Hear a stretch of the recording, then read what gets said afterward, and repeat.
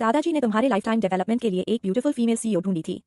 सामने खड़ी fair skinned, beautiful, long legged, mature और ग्रेसफुल वुमन को देखकर तुमने तुरंत उसे एक वार्निंग देने का फैसला किया।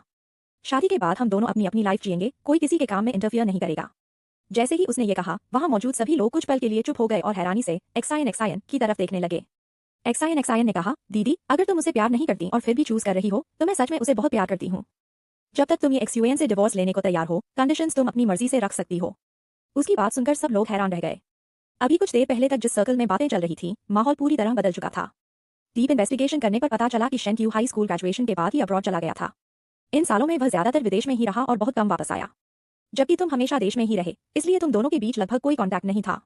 उसकी नजर में जब कांटेक्ट ही नहीं था तो फीलिंग्स भी नहीं हो सकती थी। उसने सोचा कि इतनी अचानक हुई शादी जरूर किसी वेल्थी फैमिली की बिजनेस मैरिज होगी। सब कुछ उसे पूरी तरह लॉजिकल लगा, इसलिए उसने हिम्मत जुटाकर कहा, मैं रिक्वेस्ट करता हूं कि किंग क्यू तुमसे डिवोर्स ले ले। एक्सायन की बात सुनकर तुमने भौहें सिकोड़ ली और उसे घूरते हुए कहा, तुम फिर क्या बकवास कर रहे हो? क्या तुम पागल हो गए हो? कैसे हो सकता है कि वो उससे ज्यादा प्यार करे? साफ दिख रहा है कि वो तो तुमसे ही बेहद प्यार करती है। ये एक्सयूएन ने कहा, किंग क्यू तुमसे प्यार नहीं करती। उसे और परेशान मत करो। तुम दोनों साथ रहोगे तो कभी खुश नहीं रह पाओगे। एक्सायन ने गंभीरता से कहा, मैं सच में तुम्हें बचाने की कोशिश कर रहा हूं। तुमने उसे घूरते हुए एक नजर डाली और कहा, तुम खुद को क्या समझते हो? कोई सेवियर हो जो मुझे बचाने आया है? एक्सायन ने बेबस होकर कहा, छोड़ो, मैं जो कहना था कह चुका, बाकी तुम्हारी मर्जी। फिर उसने किंग क्यू की तरफ देखा और बोला, मैंने पहले ही कहा है, चाहे कोई भी कंडीशन हो, मैं मानने को तैयार हूं। किंग क्यू ने एक्सायन की तरफ देखकर हल्की मुस्कान के साथ पूछा, क्या तुम सच में ऐसा सोचते हो? यह सुनकर तुमने तुरंत सिर घुमाया और अविश्वास से उसकी तरफ देखा। इसका क्या मतलब है? तुम्हारे दिल में अचानक बेचैनी होने लगी। कहीं वो सचमुच उसकी बात मानने वाली तो नहीं? सिर्फ यह ख्याल आते ही तुम्हारा मन घबराने लगा। अगर उसने सच में हाँ कर दी तो? अगर तुमने सच में डिवोर्स की हिम्मत की तो मैं उसे बिल्कुल नहीं छोड़ूंगा। तुम मन ही मन गुस्से से सोच रहे थे। तभी किंग क्यू मुस्कुराते हुए बोली, मुझे स्टॉक्स नहीं चाहिए, एंटिक्स नहीं चाहिए, ज्वेलरी भी नहीं चाहिए। मुझे सिर्फ कैश और रियल एस्टेट चाहिए। क्या ये ठीक है? उसकी बात सुनकर आसपास के लोग हंस पड़े। तुम्हारे बगल में खड़े एक व्यक्ति ने कोहनी मारते हुए मजाक किया, वाह, लगता है तुम काफी वैल्यूएबल हो। तुमने झुंझलाकर जवाब दिया, बकवास मत करो। लेकिन एक्सायन का चेहरा तुरंत बदसूरत हो गया। वह चुप हो गया और कुछ बोल नहीं पाया। इतनी बड़ी रकम का कैश और प्रॉपर्टी उसके पास थी ही नहीं। अगर उसके पास होती तो शायद वह बिना हिचकिचाहट दे भी देता। किंग क्यू ने उसकी चुप्पी देखकर मुस्कुराते हुए पूछा, क्या बात है? तुम्हारे पास नहीं है क्या? क्यों? तुमने ऐसी कंडीशन क्यों रखी? एक्सायन ने उदास और शिकायत भरे लहजे में पूछा। किंग क्यू मुस्कुराकर बोली, क्या तुम्हें नहीं लगता कि ये काफी सस्ता है? फिर उसने ये एक्सयूएन की तरफ इशारा करते हुए कहा, क्या तुम्हें नहीं लगता कि उसकी कीमत 100 अरब 100 बिलियन से भी ज्यादा है? एक्सायन ने तुरंत कहा, मुझे लगता है कि उसे बहुत अपमान सहना पड़ा है।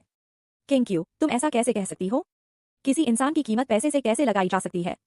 यह कहते हुए उसने सीना तान लिया और गंभीर स्वर में बोला, मेरे दिल में ये एक्सयूएन एक अनमोल खजाना है, उसकी कोई कीमत नहीं लगाई जा सकती। किंग क्यू ने मुस्कुराकर सिर हिलाया, अगर वह सचमुच अनमोल है तो उसे वापस पाने के लिए 100 बिलियन देना तुम्हें मंजूर होना चाहिए, है ना? नहीं। एक्सायन ने सिर हिलाया, लेकिन जवाब देते समय वह एक पल के लिए हिचकिचाया और उसी हिचकिचाहट ने सब कुछ साफ कर दिया। मेरे पास इतना पैसा नहीं है। एक्सायन ने असहाय होकर कहा। हालांकि वह एक रिच सेकंड जनरेशन एयर था, लेकिन हर अमीर परिवार का बेटा ऐसा नहीं होता कि एक झटके में 100 बिलियन कैश निकाल सके। पूरी दुनिया में भी ऐसे बहुत कम लोग हैं जो इतनी बड़ी रकम तुरंत दे सकें। किंग क्यू मुस्कुराकर बोली, तो फिर क्या किया जाए? एक्सायन कुछ देर तक स्तब्ध खड़ा रहा। उसे खुद भी समझ नहीं आ रहा था कि क्या जवाब दे।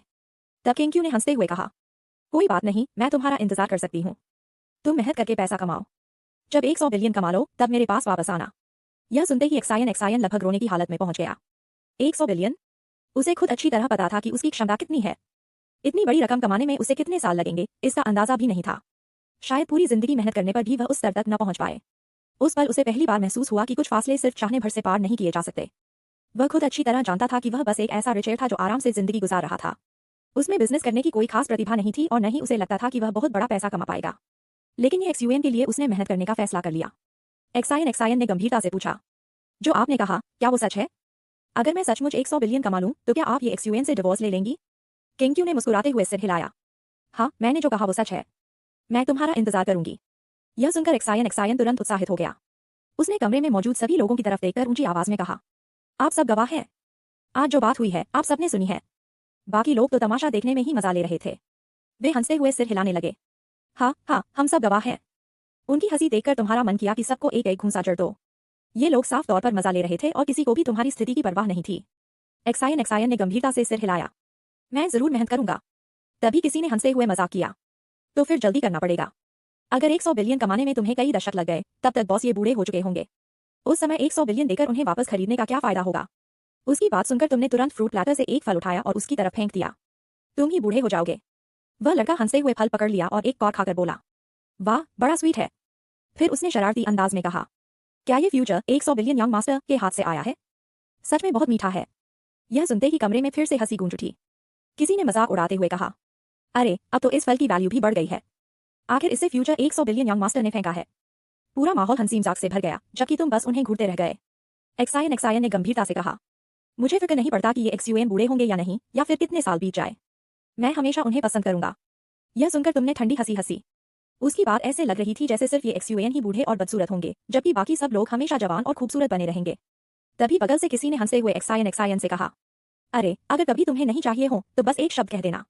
दूसरा व्यक्ति तुरंत बोला, क्या बात कर रहे हो? केंक्यू ने तो कीमत 100 बिलियन लगाई है।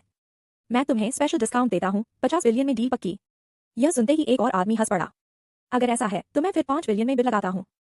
तुरंत किसी और ने बात आगे बढ़ाई, तो मैं 2.5 बिलियन। कुछ ही पलों में पूरा कमरा मजाक मजाक में ऑक्शन हाउस बन गया।